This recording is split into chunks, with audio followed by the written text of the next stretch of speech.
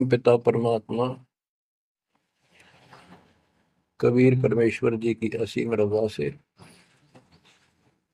बच्चों हमें अपने घर का ज्ञान हुआ।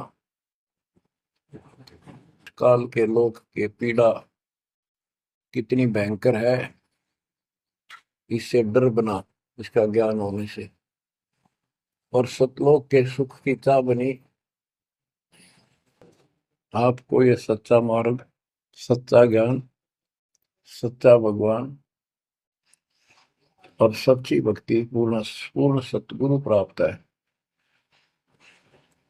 अपनी किस्मत को सराहा करो, ये बंदी छोड़, उस मालिक के गुण गाया करो। ये परमात्मा, हम इतने निकम्मे इंसानों पर आपने कैसे दया कर दी।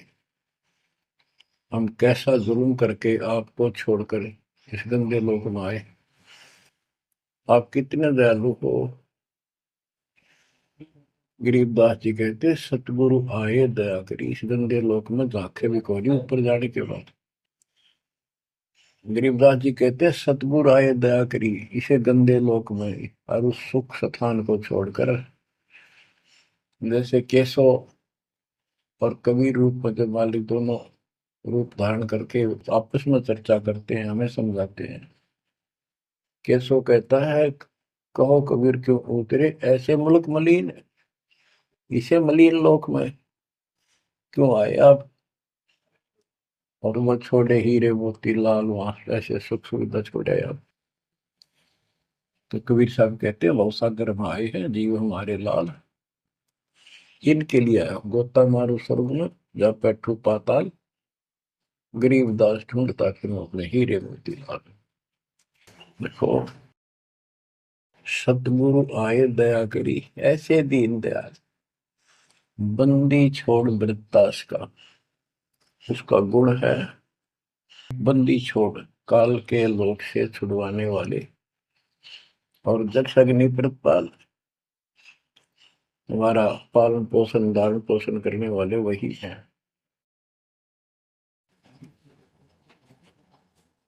आपको इतना ज्ञान सुना दिया और सुना रहे हैं।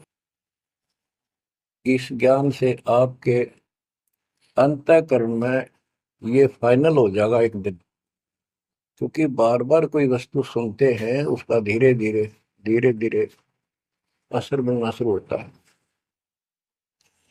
तो बच्चों, परमात्मा प्राप्ति के लिए हम बहुत समय से प्रयत्न करते आ रहे हैं। युग बीत गए अपने को युग। ये योग माने साधना भक्ति नहीं है, ये तो मान बढ़ाई का रोग लगा हुआ है। जब तक सच्चा नाम निज नाम नहीं मिलेगा, सच्ची भक्ति नहीं मिलेगी, ये जन्म मरण का रोग यूं का यूं बना रहेगा। और घर घर द्वारे भटकते बेख बिना यकीन। गिर बेख लिया तो क्या हुआ, जब लग नहीं विवेक, तीन काल निपजे नहीं, नहीं मिटे कर्म रेख। ये बेख लेना होता है किसी विशेष पंथ में, उसकी वेशभूषा ग्रहण कर लेते, दीक्षित माने जाते हैं। जैसे वैष्णव परंपरा के व्यक्ति एक कंठी माला गले में डालते हैं, सफेद बाणा पहनते हैं, तिलक लगाते हैं, बड़ी बड़ी दाढ़ी पूछ रखते हैं, इनको वैष्णव साधु बोलते हैं। दूसरे कनपाड़े हैं, कान पड़वा लेते हैं, उनमें बाला जैसी मोटी मोटी मुद्रा डालते हैं, बड़ी बड़ी जटा रखाते हैं, सुल्फे पीते हैं, चिमटे रखे।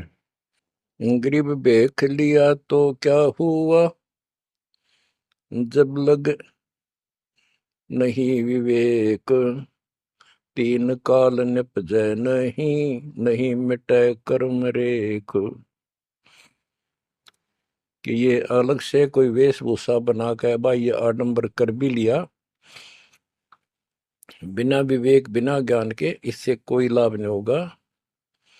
तीन काल निपजा नहीं, यानी कदे भी लाभ नहीं होगा, कभी भी नहीं मिटे कर्म रेख, यानी कर्म के दंड पाप कर्म नहीं कटेंगे।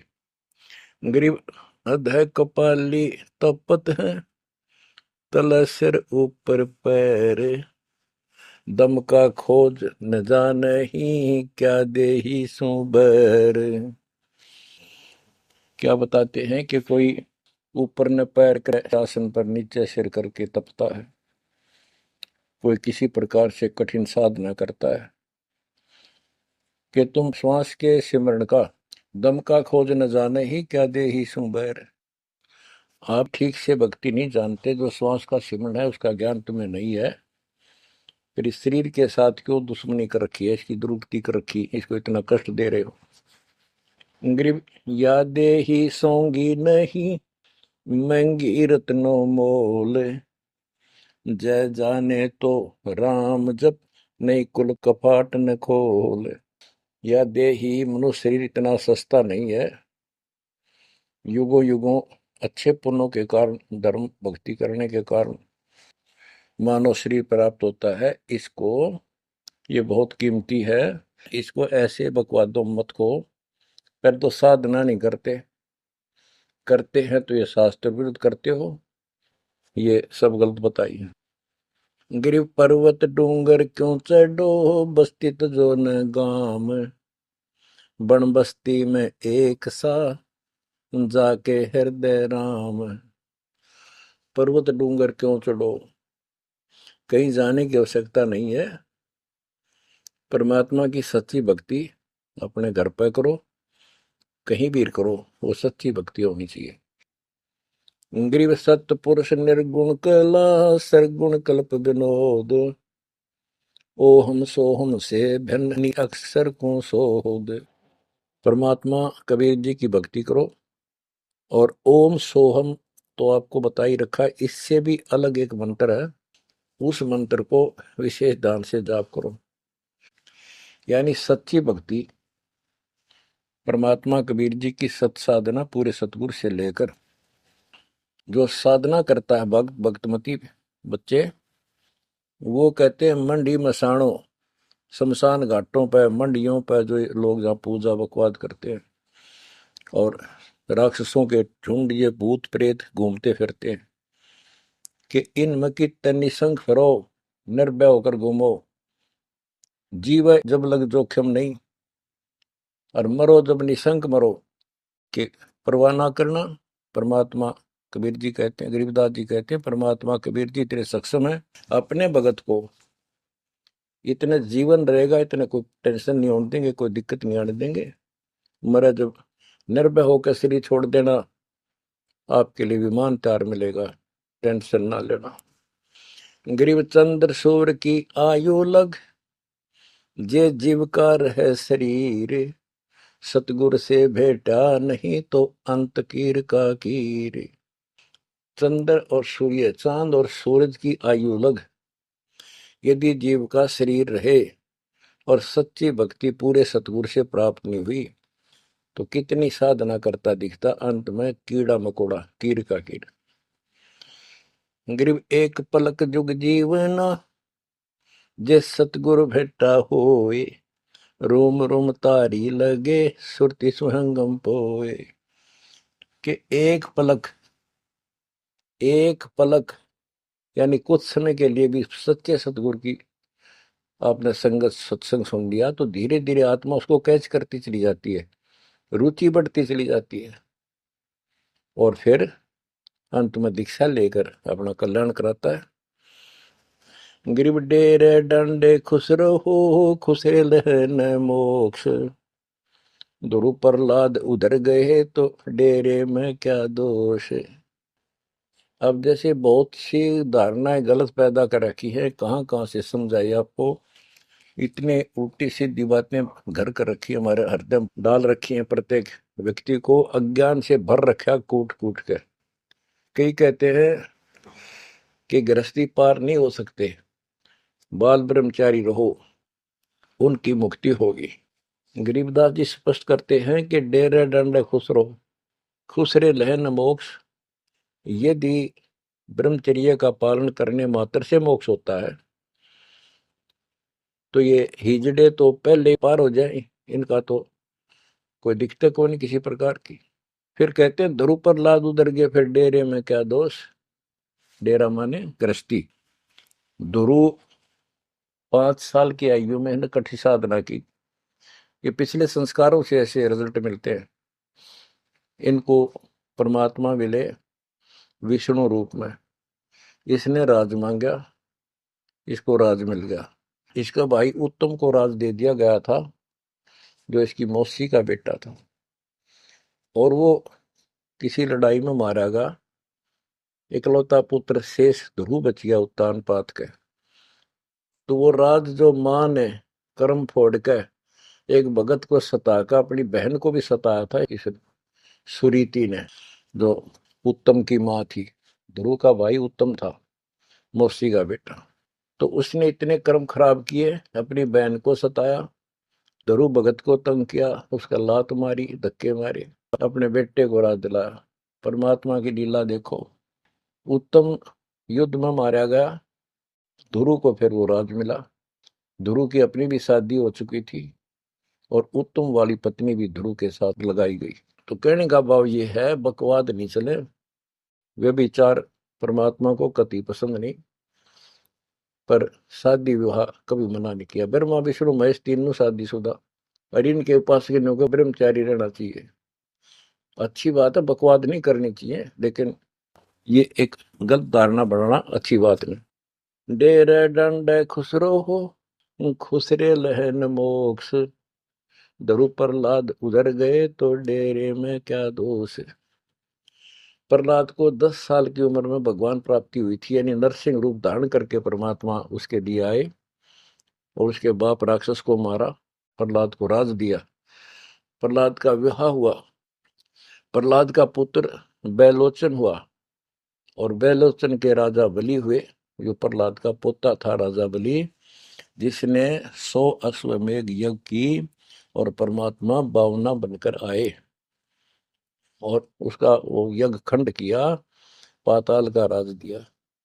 तो कहने का भाव ये है कि जब तुम मानते हो ध्रुव और प्रहलाद पार हो गए, तो जब ये पार हो गए तो गृहस्थी में क्या दिक्कत है।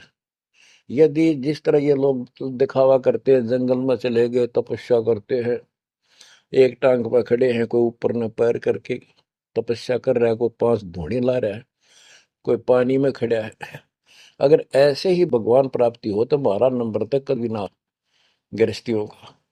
जबकि साधना थी यही थी, डेरा डंडा खुश रहो, अपने घर रहो, भक्ति करो, धंधा करो, निर्वाह करो, निर्वाह के लिए काम करो। जैसे गीता अध्याय 3 श्लोक 9 में कहा है कि अर्जुन, यदि तू एक स्थान पर बैठ कर भक्ति करेगा तो तेरा निर्वाह कैसे चलेगा। कर्म सन्यासी की बजाय कर्म योगी बन, काम भी कर, राम भी रट।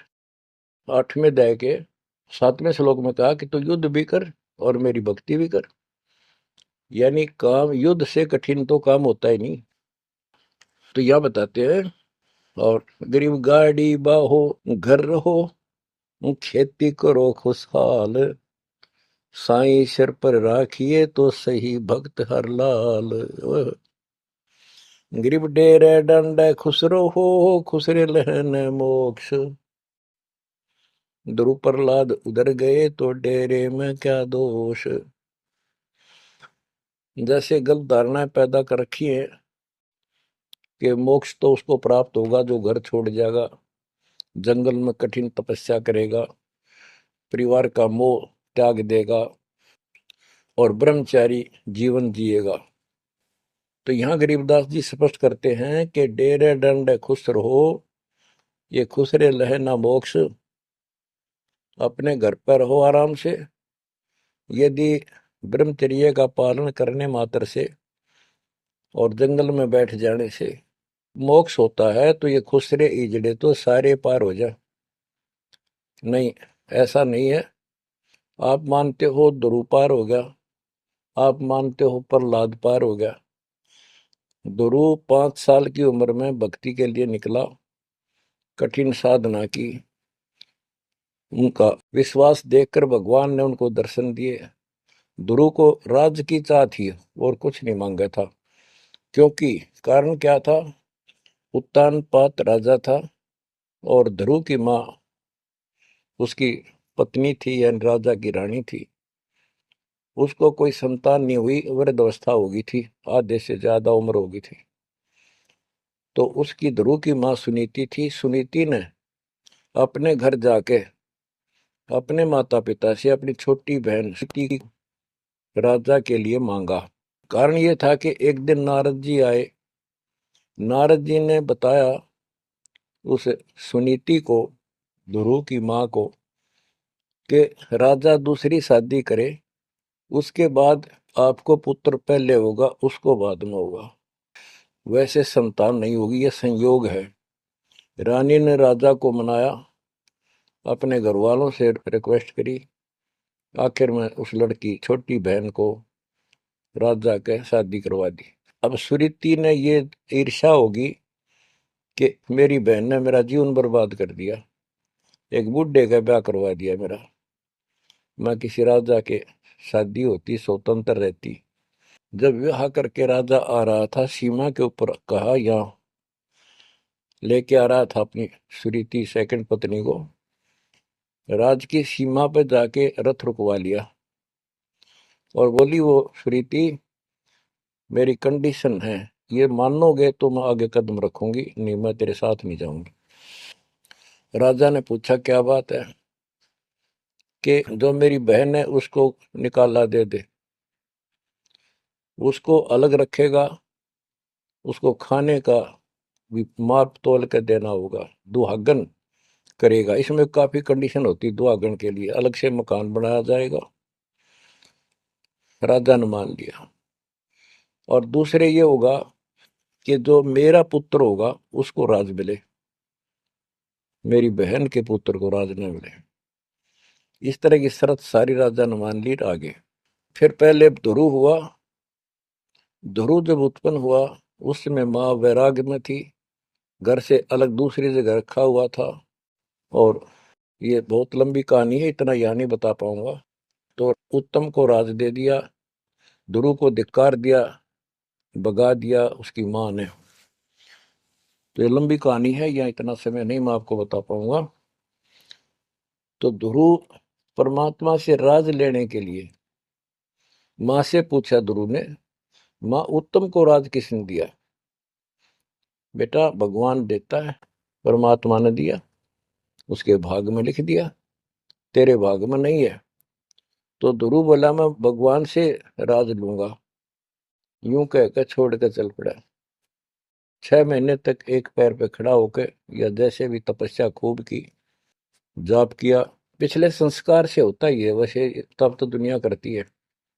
पिछले युगों का बहुत संस्कार भक्ति करते करते आए हुए थे, और वो काफी संग्रहित थी, उसके प्रतिफल में मालिक ने उनको ऐसा कुछ कर दिया। परमात्मा प्रकट हुए, बोले, भाई क्या मांगता है बोलो। मुझे राज चाहिए भगवान, मुझे राज दो। ठीक है, राज दे दिया कि पहले तो यहाँ कर, फिर तुझे ऊपर एक अलग अलग से ब्रह्मांड बना के, तुझे अलग से नगरी बना के दूंगा द्वीप। ध्रुव प्रहलाद वापस आ गया। उधर से ये दोनों बड़े हो गए, उत्तम भी और ध्रुव भी। उत्तम का विवाह भी हो गया, ध्रुव का विवाह भी हो गया। उत्तम मारा गया एक राजा से युद्ध होने से, तो राज भी ध्रुव को मिल गया, और उत्तम वाली जो पत्नी थी वो भी ध्रुव के साथ लगाई गई। तो कहने का भाव ये है, गरीब डेरे दंड है खुश रहो, खुश रहे लेना मोक्ष, ध्रुव प्रहलाद उधर गए, तो डेरे में क्या दोष। जैसे ध्रुव ने शादी कराई, ध्रुव की भी संतान हुई, और आप कहते हो ये पार हुआ, तो ये डेरे में था, घर में था, गृहस्थी में था, तो पार हुआ। तो भी पार हुआ, कितना पार हुआ?